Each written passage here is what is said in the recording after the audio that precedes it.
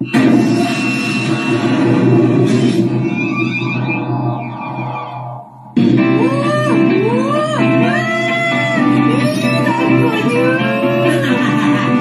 janganlah bimbang, Ikhwan. Aku akan bawa kau pergi ke sana dan kembali dengan selamat.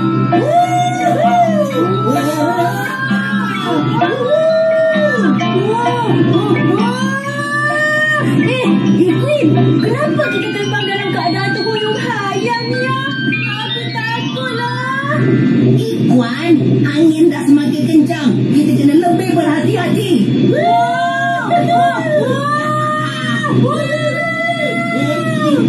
Ikhwan, pegang leher aku kuat-kuat. Jangan sampai terlepas.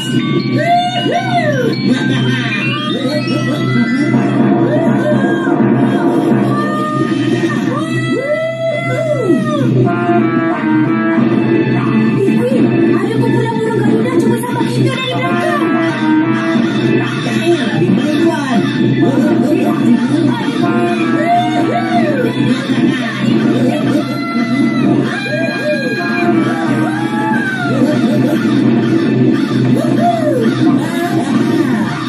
Nasib baik kamu terbang muncul tepat pada masanya. Alhamdulillah.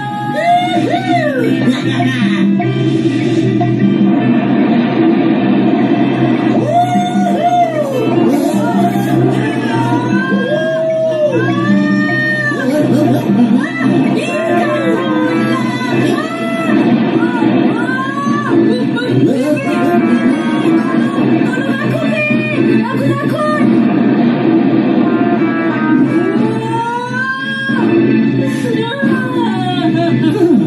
Relaxlah, Ikhwan. Kau masih selamat kan? Aku takut lah, Ikhwan. Aku tak kira. Aku nak balik sekarang juga. Cuba kau buka mata kau jam. Tengok keindahan alam semula jadi ciptaan Tuhan. Aku takut lah, Ikhwan. Seronoknya tengok awan-awan putih ni. Awan ni lah yang melindungi kita dari panas matahari dan turunkan hujan.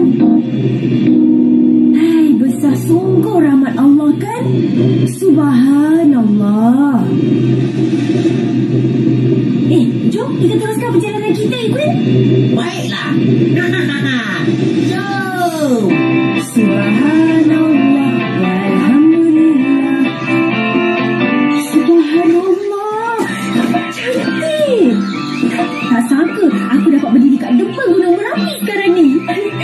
Ikhwan, kalaulah secara tiba-tiba Gunung Merapi ni meletus, kita nak buat macam mana?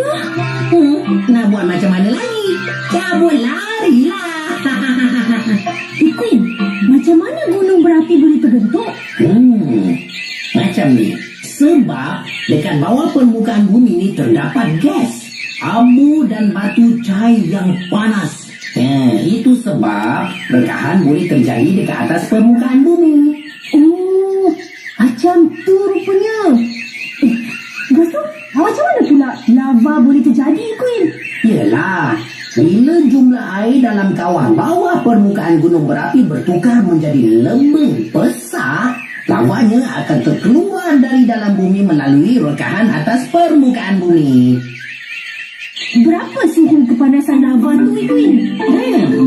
Kepanasan lava boleh mencapai di atas 100 darjah Celsius tau. Wow, kau memang bijak lah, Ikhwan. Macam mana kalau aku nak jadi bijak macam kau? Alah, senang je. Amalkan sikap suka mengkaji hal ehwal alam semula jadi dan rajin membaca. Ikhwan, kenapa tiba-tiba ada gegaran kuat ni? Mengikut firasat aku, kalau gegaran dan rekahan bumi ini terjadi secara tiba-tiba, ini bermakna gunung berapi nak meletus. Apa? Tidak. Habis tu, kita nak buat apa sekarang ni? Nak buat apa lagi? Cabut larilah. Gunung berapi meletus.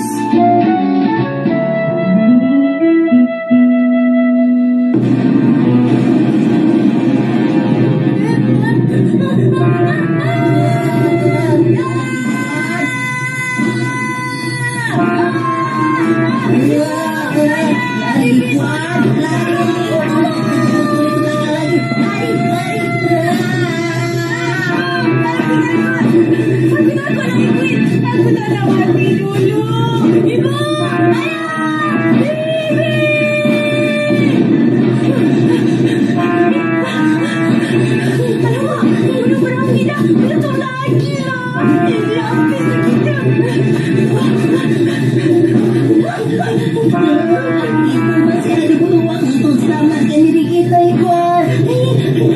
Jangan putus asa. Ikhwan, ada lurah dekat hadapan kita. Kita terpaksa lompat sejauh yang mungkin.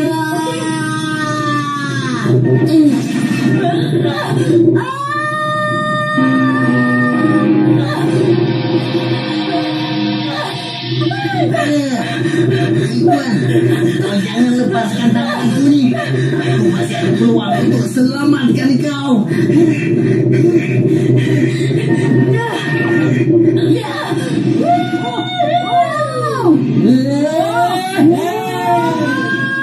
Menuju kita berdua selamat dari malapetaka yang berbahaya, Ikhwan.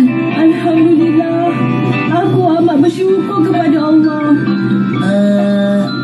Kau masih marahkan aku lagi ke, Ikhwan? Taklah, tak marah pun. Tapi kenapa kau biarkan kita berdua berlari dalam keadaan lintang pungkang tadi? Kau kan boleh terbang?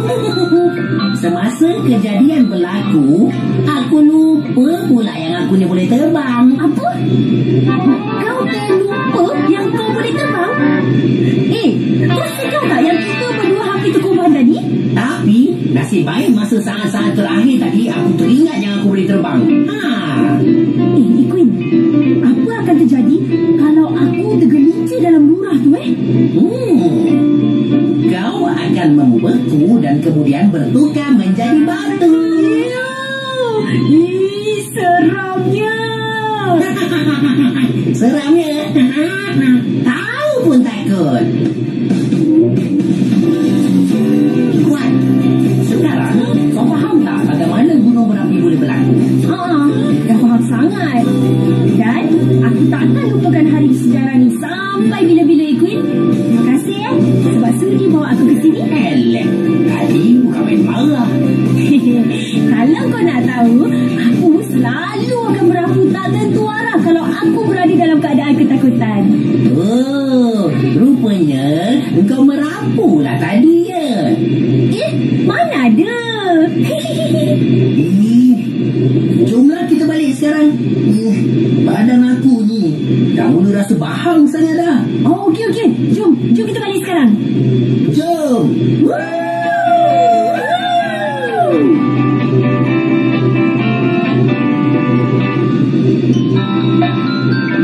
Queen, aku ni dah tak sabar nak balik rumah lah. Pengalaman menakutkan tadi banyak mengisapkan diri aku tau. Kita berdua nyaris terkorban tadi. Aku pun sama, Ikhwan. Nasib baik kau tak apa-apa tadi. Walaupun pengalaman tadi tu memang menakutkan, tapi itu satu pengalaman yang tak mungkin aku boleh lupakan sampai bila-bila. Kenapa badan kau tiba-tiba terasa panas sangat ni, Queen? Alamak, janganlah perkara yang tadi ini berlaku. Aku membanggakan keselamatan Ikhwan kalau aku tak boleh meneruskan lagi perjalanan ni.